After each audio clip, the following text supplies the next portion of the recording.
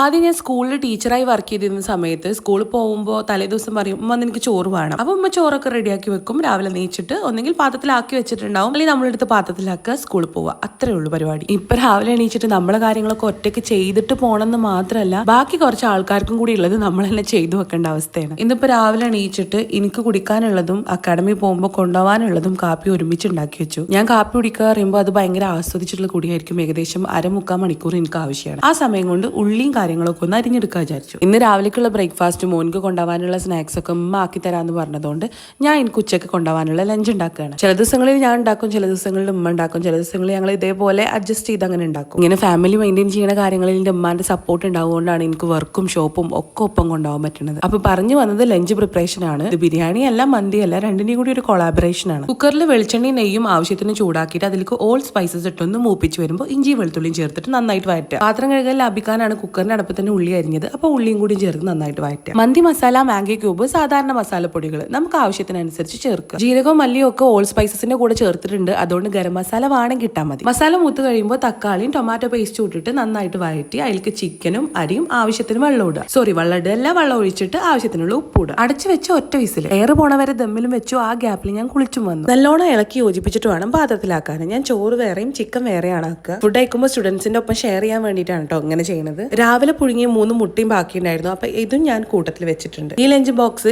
ഈസക്ക് lunch box വാങ്ങിയ same സ്ഥലത്ത് നിന്നാണ് വാങ്ങിയിട്ടുള്ളത്. കൊപ്പം സിൻഡിക്കേറ്റിന്റെ ഉള്ളിലുള്ള സീസോ എന്നാണ്. ഇതിന്റെ മേലേക്ക് ഇതേ വലുപ്പത്തിലൊരു സിംഗിൾ തട്ടും കൂടി വരുന്നുണ്ട്. ഞാൻ അത് ഒഴിവാക്കി അടപ്പ് താഴത്തെ തട്ടിലിട്ടിട്ടാണ് ഇപ്പൊ കൊണ്ടുപോകുന്നത്. നമ്മൾ പണ്ടത്തെ ലെയർ ആയിട്ട് വരുന്ന തട്ടുപാത്രം ഉണ്ടല്ലോ, അതിന്റെ ഒരു ന്യൂജൻ വേർഷൻ ആണ് കേട്ടോ അത്.